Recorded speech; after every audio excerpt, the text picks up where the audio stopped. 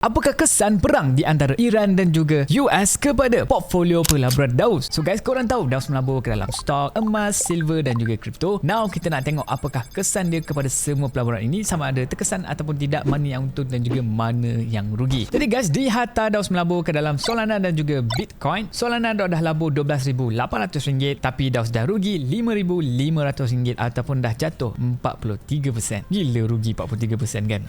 Ni reality kripto guys. And then Daus melabur ke dalam Bitcoin. Yang ini RM13,700 rugi RM4,000 negatif 30%. Okey lah sikit kan daripada Solana atas tu. Tapi tunggu dulu. Tengok sampai bawah. Walawi. Untuk Bitcoin ini Daus labur RM60,000 and dah rugi RM20,000 negatif 33%. Memang gila guys. Rugi total berapa? Total Daus rugi RM30,000. Dah harga kereta kalau pergi travel pun memang boleh travel kau-kau lah RM30,000 ni. So kalau kita tolakkan, Daus punya modal tinggal dalam RM56,000 RM55,000 saja setelah labur RM86,000. So memang sangat-sangat sikit lah amount ni kan. Jadi guys, kita masukkan ke dalam kita punya asal dan Tara berjaya beat bulan lepas. Walaupun sekarang ni tarikh 5 hari bulan Mac, tapi dah akan includekan dalam Februari ni sebab kita dah terlambat lah sebenarnya nak update kan. Tapi tak apa. So bila kita comparekan dengan bulan 1 bulan lepas, ada mengalami peningkatan RM4,400. So ada sedikit recovery lah berbanding bulan-bulan yang sebelum ni. Tapi tak apa, slow and steady. Now kita pergi ke app kita yang seterusnya, iaitu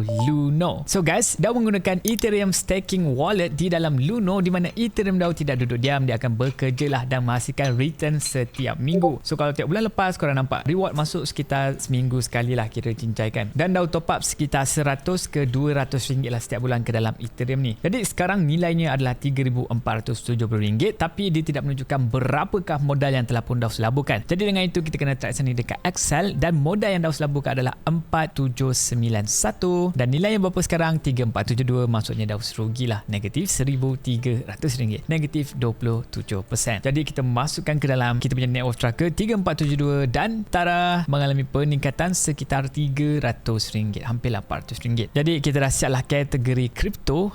Ni kategori kripto atas ni. Now kita pergi ke kategori yang seterusnya, iaitu Versago. Jadi guys, waktu perang emas memang perform teruk, di mana sekarang portfolio Daus sedang mengalami untung sebanyak RM9,200. Jadi modal yang telah pun Daus laburkan adalah RM18,400, dah untung RM9,200. So Dausnya portfolio value emas Daus bernilai RM27,000 guys. Dan bila kita tengok dengan bulan lepas, memang ada mengalami peningkatan yang agak banyak, which is bulan lepas RM26,000, sekarang dah jadi RM27,600, peningkatan RM1,600 daripada emas. So memang thumbs up lah emas ni kan.